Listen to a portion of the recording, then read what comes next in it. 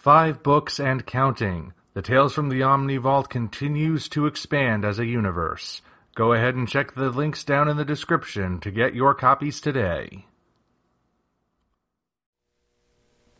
Hello, ladies and gentlemen. I am the Omni Viewer, and I know it's been up for a couple of days, but on this day, the day I'm filming this, I decided to check out the first episode of HAZBIN Hotel, the official series. I have been aware that HAZBIN Hotel and its semi-spin-off Hell of a Boss has been a thing for, 5 years now? And the first episode was put on YouTube for free, so figured, may as well see what all the hype was about. I did see the original pilot, of course. Now, for those of you who don't know what HAZBIN Hotel is because somehow you missed it, maybe you're just not interested in animation or something, the basic premise is this. It's from the content creator known as VivziePop, and it's an original animated series, definitely not made for children. I want to be that upfront about that right away, so if you're a parent, don't make the assumption that just because it's a cartoon that means your kids can watch it. Absolutely not. But the basic premise is that it's set in the fiery pits of hell, and the daughter of the devil and his bride Lilith, a young girl named Charlie, young woman I would say, she wants to find some way to redeem people in hell. Because apparently in this world, every year or so, the forces of heaven come down and randomly slaughter certain demons because hell's population just keeps growing exponentially. She wants to see this carnage end, so she set up this sort of halfway house, I guess you could call it, that's designed to basically rehabilitate sinners and give them another shot at getting into heaven, which isn't going over so well because pretty much everybody in hell figures this is the end of the line, so what's even the point of trying? And of course the spin-off series Hell of a Boss, kind of set in the same universe, I think, although it's just kind of gone off to do its own thing, basically features a bunch of imps, if you will, whose job it is to, when somebody gets sent to hell by someone else's actions, go up and drag whoever did it down there with them. I tried watching that. I was not impressed with that one. The first episode felt like it was one of those clip show episodes, but for a series that didn't exist yet. And from there, from what I've heard, people have just gotten more and more disappointed with it. But anyway, HAZBIN Hotel, the original one, look, I wasn't a fan of how it was written, because it really did feel like it was trying to be crass and vulgar for its own sake. I get it, they're in hell, there's no need for them to watch their mouths or be at all discreet about what they're doing, but still, it felt very clearly like it was basically just trying to be shocking. But on a technical level, it was really good. The animation was amazing, some really smooth and vibrant stuff. There were characters filling the screen when there weren't that many characters on the screen. Who was there filled the space, and the movement was so amazing. There are some shots during Charlie's musical number where she briefly semi-transforms from her cutesy goth girl design into something a little more demonic looking, and it goes by so quickly, but it's so smooth, and so much happens in just those couple of frames. I mean, that is an impressive feat. So, technically I appreciate it. Writing-wise, wasn't impressed, but the goal was always for it to become a series. And now it is on Amazon. And like I said, I watched the first episode. Now, I'm sure you guys can guess my thoughts on heaven and hell as concepts in our real world. That's not just there for decoration or for warding off vampires. And so you're probably thinking I'm going to go into some kind of spiel about how this offends me as a Christian. But I'm not going to do that, because I expected this show to be like this. I mean, obviously, right? That's basically what all entertainment has been doing recently. it is mainstream to be all satanic and edgy and mocking Christians and hoping that Christians respond by being offended so you can point and go, haha, look at the thin-skinned believer who doesn't know how to take a joke. So I'm not going to do that. It's just white noise to me at this point. I don't think it's worth getting offended over, especially since it's just not that original to do anymore. However, even though I'm not going to take offense as a Christian, I will say that the show does still offend me, and it offends me as a piece of entertainment. Alright, so let's start with the technical side of things. First and foremost, animation quality, huge downgrade, like noticeable downgrade. And I do understand, a pilot episode for an animated series is usually going to look much better than the actual show itself. Because when you're making this on your own time and you're crafting it with no particular deadline in mind, like nothing that can't be moved anyway, you can take that extra time to have it really look good and bring out the best of how it can look so you can present a great idea of how good this series can appear visually. But when it's time to actually make the show, and suddenly you have a budget and deadlines and all those other restraints, you're gonna have to cut corners, so it's not necessarily going to look as good as what you started with. I understand that, really I do. But all the same, it is still a noticeable downgrade. The frame rate, noticeably lower. Like, character movement isn't as smooth, and also, not as much is done. There are not as many characters packed into the screen. Their movement is not as much. Like, a lot of the times characters are just standing there, or maybe they're sitting down. Sometimes we get scenes where some characters are standing and some are sitting. During Charlie's musical number, which I'll get to in a moment, she's supposedly dancing, but there's not much dancing going on. She's like, look, in the pilot, again, like, she does some pretty intricate footwork during one of those numbers. Here she's just kind of moving, making big movements, but also very few movements. So that is unfortunate. Like I said, you expect to have a bit of a downgrade, but this is a huge downgrade in terms of visuals, which is really unfortunate. But then there are the musical numbers. Hoy vey, the musical numbers. You know, I don't even blame the voice actors for this. I blame the director for making the voice actors sing and then subjecting us to it. Because some of these people singing should not. I'm sorry, but no, there is not good singing on display here. During Charlie's number, A Good Day in Hell, or whatever it's called, I mean, Charlie sounds all right. She comes the closest to sounding like she actually can sing. Even then, she doesn't always hit the right notes. But everyone else, Vaggie's voice actor, really flat in her singing. Thankfully, she doesn't get that much, but when she sings, it is not good. And the various demons around Charlie, who are doing the chorus part, if you will, their voices do not blend. A lot of them are also flat. Some of them are sharp. It just sounds really bad. And then, of course, there's another song sung by the Angels. Oh boy, the Angels. I have a lot to say about them. But there's a song for them, too. It sounds a little better by virtue of being a rock song, so you can get away with sounding a bit less melodic. But even then, it sounds more like the singer is shouting part of the time, and there's that cringy vocal guitar solo. I don't know why they did that, especially since a few frames after that, the Angel just conjures a guitar to do a guitar solo on. So yeah, the songs were really bad, and also they came out of nowhere. I'm sure you've heard the general rule of how you write a good musical. Characters sing when they're too emotional to speak, right?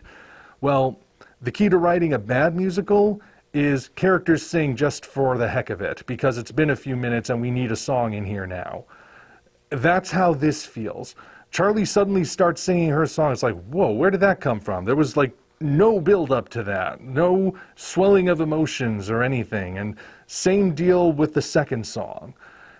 They don't feel like they were timed right.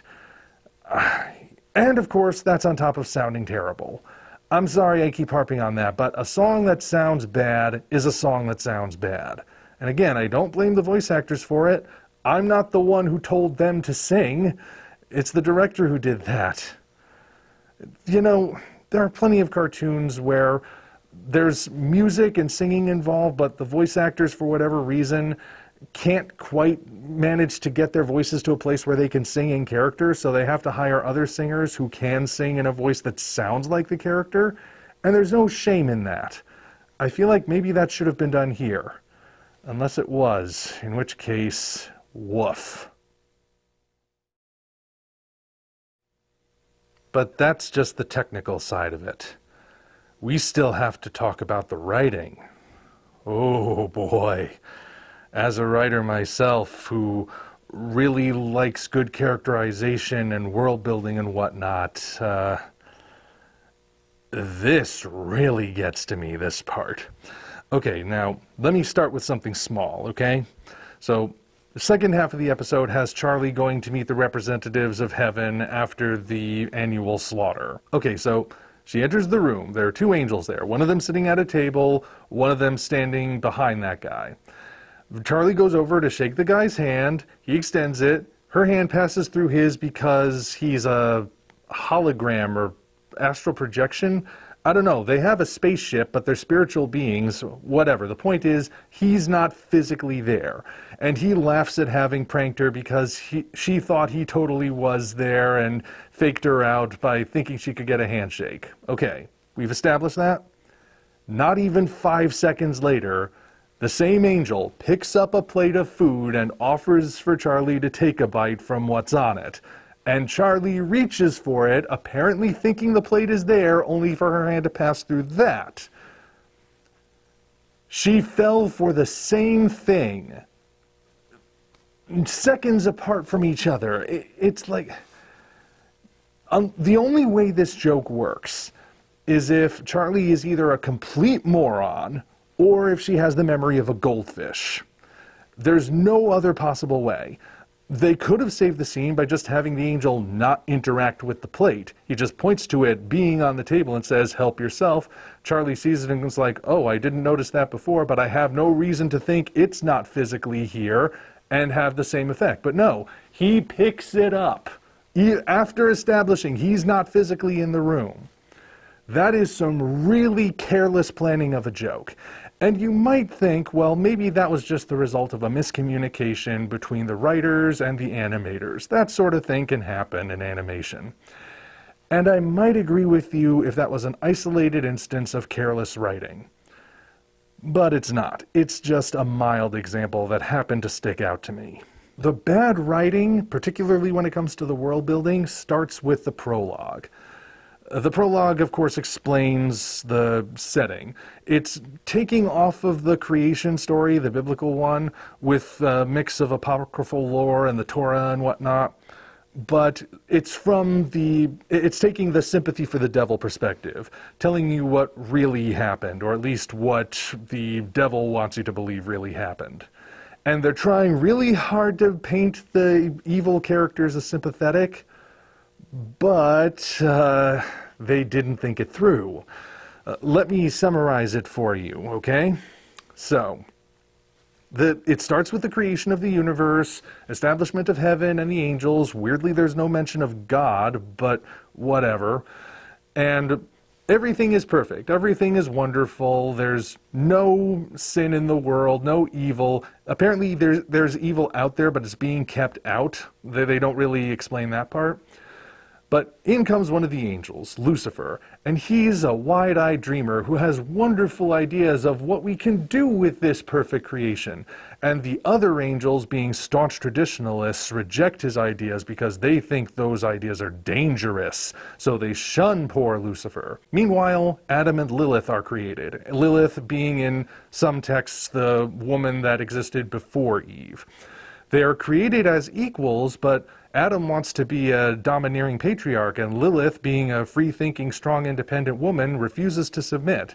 They noticeably don't mention what they were actually arguing about, which, if they did, you would see it was a really petty argument for both of them. But anyway, Lilith goes her separate way from Adam. Lucifer and Lilith meet and bond over the fact that they're both forward-thinking, independent people. And so they unilaterally make the decision to use Eve as a way to enact one of their brilliant ideas that will make the perfect creation even more perfect, because there's no possible way that actions can have unforeseen consequences. And that decision, which is the whole eating from the tree of knowledge, winds up bringing sin and evil into the universe and literally ruining everything for literally everyone. So it turns out those staunch traditionalist angels who didn't want Lucifer enacting his ideas because they were dangerous were right the whole time. But it's still totally unfair that Lucifer and Lilith get punished for doing this because, well, anyway, they're cast into the fiery pit of hell, where Lucifer becomes depressed and apparently the universe's first emo. But Lilith remains strong-willed and spreads hope among the ever-growing population of sinners in hell because she's a woman, I guess. There's really no other explanation given. So based on that, the forces of heaven start their annual slaughter of the damned, and wiping them out, and it's framed as this cruel, horrible thing to be doing, because who in hell did anything wrong? Was it the people in charge who literally destroyed creation, or is it all the people who have been sent there because they were generally wicked, debaucherous scumbags? Do you see the problem? They're trying really hard to frame the bad guys as misunderstood good guys, but it's not quite gelling because the bad guys still did all the stuff that makes them bad guys. It's not... Even if this weren't based on the Bible, if this were like a Norse mythology or Greeks or Egyptians or something, it still wouldn't make sense because they didn't think it through. They didn't think about whether or not the pieces were actually fitting together to form the picture they wanted. But then we meet the angels. Oh boy. Now, I'd like to remind you all, Charlie's goal in this series is to give the sinners trapped in hell a second chance at getting into heaven. I don't know why based on this episode. So, Charlie meets the angels, and there's no distinction made between the angels and the demons. Literally none. The angels talk like demons, being very rude and having no filter and cursing every 2 or 3 words. They behave like the demons, being very mean-spirited and cruel and sloppy and just unpleasant. And they look like the demons. They have these weird creature designs that have typically demonic features to them, and the only thing making them look different is a color palette, which even then, it's a very minor thing. So, they're based on that. What exactly is the difference between heaven and hell? Like, if the angels and the demons, if the good people and the bad people all behave the exact same way, then how exactly are we determining who gets into heaven and who gets into hell, if there's literally no difference in this universe? It seems like moving from hell to heaven would just be like moving from a cardboard box to a cardboard box with a brand name on it. There's no distinction. And that should have been easy. We've got like centuries, millennia worth of depictions where angels are shown to be different from demons. It should have been easy. Have the angels be very proper, self-righteous, stuck up. When they speak, they're very articulate, and maybe they dance around saying curse words or use really childish-sounding curse substitutes. And if you really want to have it be that maybe they're not as good as they claim, have them at least be passive-aggressive at first, and then, like, Charlie gets on their nerves to the point where one of them breaks and does act more evil, if you will, only to regain that particular composure. But no, they don't do that, because apparently the writers don't know how to write a character who isn't a crass, vulgar scumbag. The one exception being Charlie, but even she swears like a sailor, and it sounds so unnatural coming out of her because she's trying to be a goody two-shoes. I am amazed that this is the show people have been waiting for 5 years. This is the thing that's getting all the hype. I mean, I get it. There's an independent animator who somehow made it to the big time, but that's the result? Really? Ugh. There are a lot of people who do want to hitch their wagons to this thing, and I have no idea why. The way one particular person I was in conversation with put it is that a lot of people on animation YouTube like kissing this show's rump, only he didn't say rump, and I don't curse on this channel. And you know what? If that's what they want to do, it's their choice, but they're the ones who will be left with the aftertaste. Me, I am unimpressed. This is a really poorly written, poorly made show. I'm sorry to be blunt, but it is. And since I wasted my time giving that first episode a shot, I figured I may as well make it worth my while somehow by doing a video about it. But yeah, if you haven't seen it yet, my advice is to not waste your time. There are better things you could be doing. And yeah, it's too bad, considering that, as said, this was a small-time indie animator who hit the big time. But if this is really the result, I'm not just going to bend over backwards and praise it just because of that. If you make it to the big time, that should come with big-time level quality, and this is not it. And that's all I have to say on it. Until such time as we meet again, this is the Omni Viewer signing off. Thank you all for watching. Now be sure to head down to the description to check us out on other platforms, as well as find links to the 5 current books in the Tales from the Omni Vault universe. Again, thank you all, and we'll see you next time.